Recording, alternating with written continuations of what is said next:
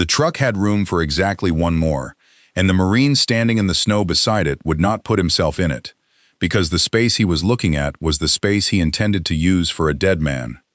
His name does not need to be famous for you to understand what he was doing. He was a rifleman, 19 or 20, and he had a body wrapped in a shelter half at his feet. A friend, a squad mate, somebody he had carried down off the high ground that morning through snow that came to his knees. And the column was moving, and the trucks were full, and a sergeant was telling him that the living came first, and the dead would have to be left. And the Marine looked at the sergeant and said no. He did not say it loudly. He was too cold and too tired to say anything loudly. He said it the way a man says something he has already decided, all the way down, in a place where argument does not reach. He said he was not leaving him. He said it the way you say a thing you would rather freeze beside than take back. The sergeant was not a cruel man. He was a man doing arithmetic that the situation forced on him. Trucks, fuel, wounded who were still alive and would not be alive much longer in that cold, and a road that had to keep moving or everyone on it would die. By that arithmetic, the sergeant was right, and the Marine, by the arithmetic, was wrong. And into that standoff, coming down the line on foot because the road belonged to the wounded and not to him, walked the regimental commander. What Colonel Lewis Puller did when he reached that truck is the thing the men who were there carried home. Not the battle, this.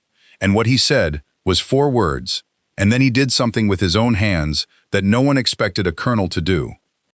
If you want more untold stories from the men who actually fought these wars, take a second and hit that subscribe button. Let me back up, because to understand what that Marine was refusing to do, and why it mattered so much that a colonel stopped for it, you have to understand where they were and what was being asked of them. In late November of 1950, the 1st Marine Division was cut off around the Chosin Reservoir in the mountains of northern Korea, surrounded by a Chinese force many times its size, in the worst cold anyone in that division had ever experienced. 30 degrees below zero, 35 on the bad nights. A wind that came down off the high ground and took whatever warmth a man had left. The division was not retreating. That word was never the right one, and Puller's own commander refused to use it. The division was attacking in a different direction, fighting its way out of the encirclement down a single mountain road, as a formation, all the way to the sea. And a formation fighting its way out has to make brutal decisions about weight. Every truck that carried something was a truck that could not carry something else. Fuel was finite. The road was under fire. Every hour the column stood still was an hour the Chinese in the hills used. You have to understand what the cold alone was doing to them.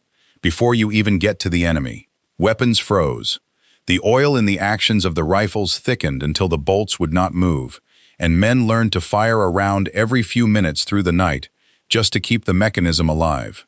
Morphine froze solid in the syrettes, and the corpsmen took to carrying them in their mouths, against their own cheeks, to keep the one thing that could stop a wounded man's screaming warm enough to use. Plasma froze. Rations froze into something you could not eat. A man who sat down to rest and stopped moving his hands and feet for too long could lose them, or lose more than them. The wounded were in the worst danger of all, because a body that has already lost blood cannot make heat, and a stretcher case left in the open on that road was a man on a clock that ran very fast. That was the environment, and into that environment the column had to move, because standing still meant the Chinese in the hills closed in. And moving meant leaving nothing behind that would slow you, and the two pressures pushed against each other every single mile. And in the middle of that, against every line of that arithmetic, the 1st Marine Division did something that armies under those conditions are not supposed to be able to do. It brought out its dead. Now, here's the thing. That was not sentiment.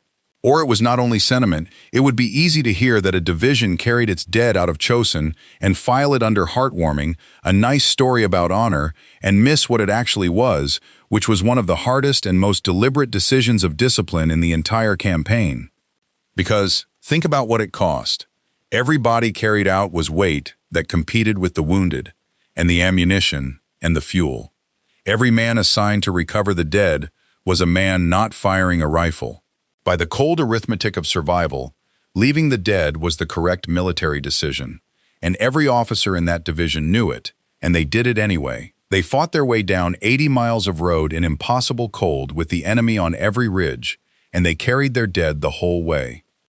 And the reason they could do that, the reason it did not break the column and get more men killed, is the thing almost nobody understands about it. Here's what doesn't make it into the accounts. You cannot order that. Not really.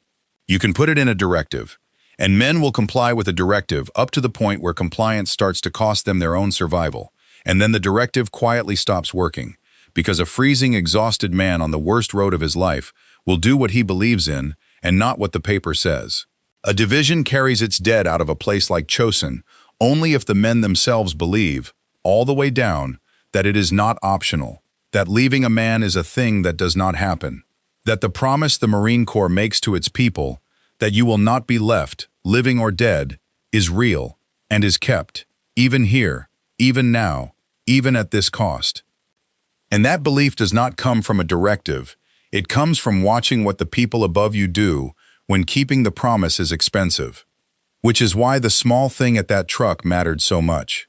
Because it was the promise, in miniature, being tested by exactly the arithmetic that was supposed to override it.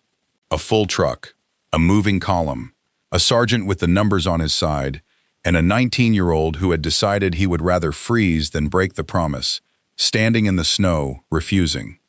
Stay with me, because what Puller did is the part that turns a sad story into the reason those men followed him for the rest of their lives.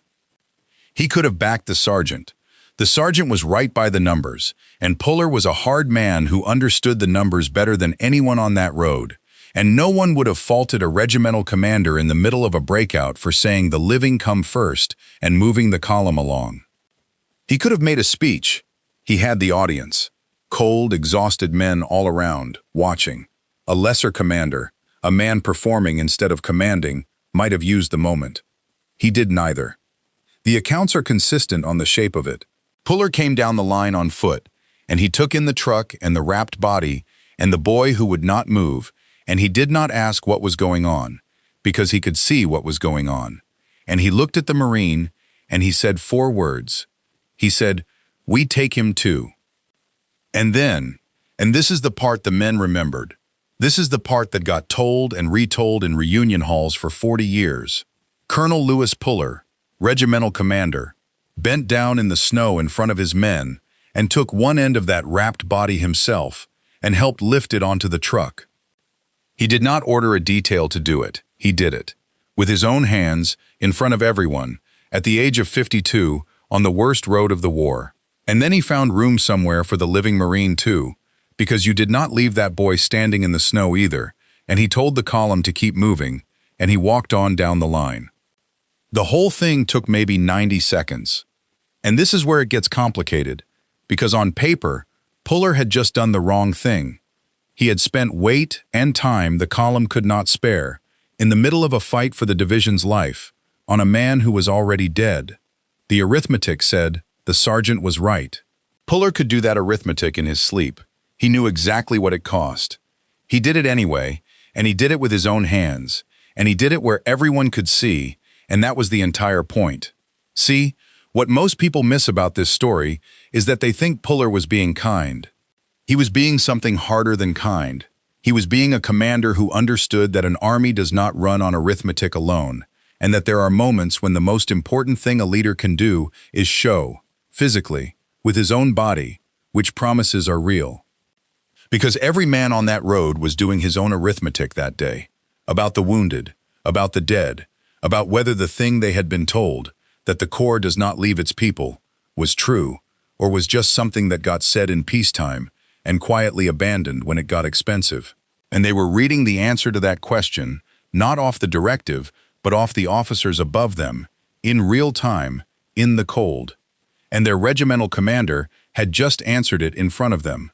Not with a speech, by bending down in the snow and lifting one end of a dead man onto a truck with his own hands at the exact moment when the numbers said not to. You cannot buy that. You cannot order it. A man will not walk down 80 miles of frozen road carrying his dead because a piece of paper told him to.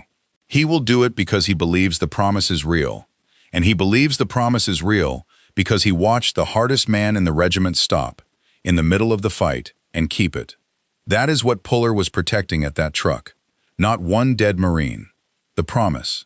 The thing that held the whole division together on the way out, and got the living down that road alive, because a formation that does not abandon its dead is a formation that does not abandon its living either, and every man in it knows it, all the way down, on the worst night of his life. The men who were there did not talk much about Chosin afterward. Most of them did not talk about it for decades, the way most of them did not talk about any of it. But this they told. The colonel in the snow, taking one end of a wrapped body, because the boy would not leave his friend, and Puller would not make him. The rifleman who would not move, the men who told the story could never entirely agree on his name, which is its own kind of truth about that road, where everyone looked the same under the frost and the parka hoods and the exhaustion. What they agreed on was that he was young, even by the standards of a rifle company, that he came from somewhere in the middle of the country, farm country, and that the man he was carrying had been his friend since the ship over. They had trained together. They had a plan, the way men that age always have a plan, about what they were going to do when it was over and they were home. And when the plan came apart on a hillside above the reservoir that morning, the boy had done the only part of it that was still in his power to keep, which was to not leave his friend on that hill for the cold and the enemy to have. He had carried him down, and he was not going to put him down now. And Puller, 52 years old, 30 years in the Corps, more decorated than almost any Marine alive, understood that better than the sergeant did, because Puller had been keeping that exact promise, over and over, for 3 decades, in places with names most of the men on that road had never heard. He knew what it was worth. He knew what it cost. And he knew that the moment a colonel decides the promise is too expensive to keep is the moment it stops being a promise for everyone underneath him, all the way down. The 1st Marine Division fought its way out of the Chosin Reservoir over the following days. It came down the road as a formation. It brought its wounded, it brought its equipment, and it brought its dead, all of them it could reach, down 80 miles of frozen mountain road, through a Chinese army that had been sent to destroy it, to the sea. It is one of the hardest things any American division has ever done, and they did it, in part, for reasons that a 19-year-old and a 52-year-old colonel stated at a truck in about 90 seconds without either of them making a speech.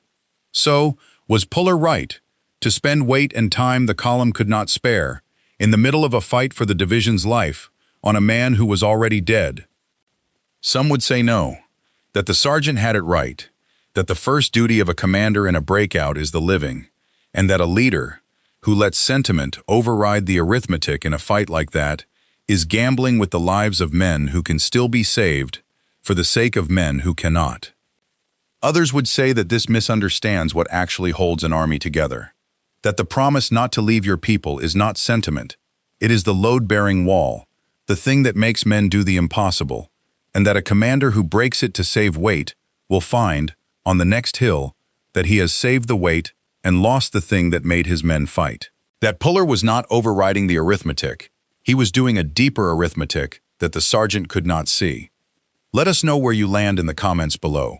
And if you want more untold stories from the men who actually fought these wars, make sure you subscribe.